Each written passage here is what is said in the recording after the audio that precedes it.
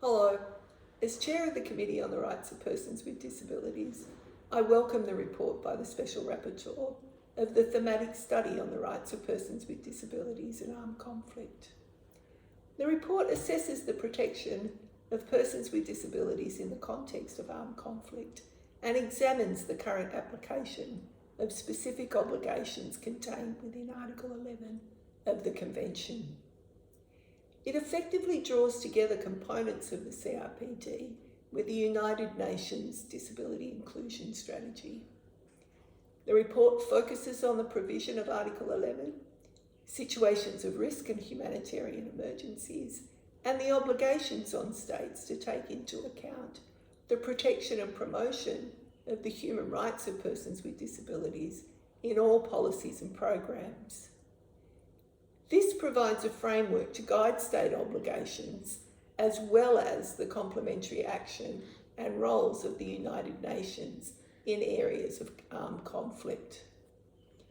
This utilisation and application of the standards and principles of CRPD, the specialist law in the area of disability, is a welcome contribution to the broader efforts to ensure coherence and reduce the fragmentation of international law.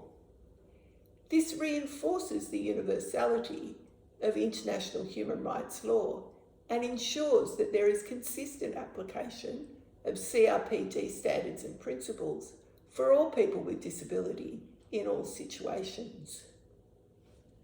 Triggered by the definitions contained within humanitarian law, the standards and principles of the Convention guide the actions of states, the UN and third-party actors to ensure the protection of the rights of persons with disabilities in situations of armed conflict.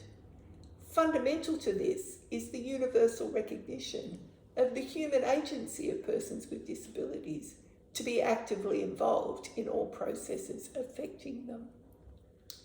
The committee looks forward to the next two reports in the series on international humanitarian law, which will examine disability and the conduct of hostilities, and then the final report in the series on disability and peace building. These are important areas of rights protection. The committee will utilise this framework to inform our engagement with states parties, its jurisprudence and reporting processes. We look forward to the inputs of civil society and people with disabilities from today's panel. I wish you every success today. Thank you.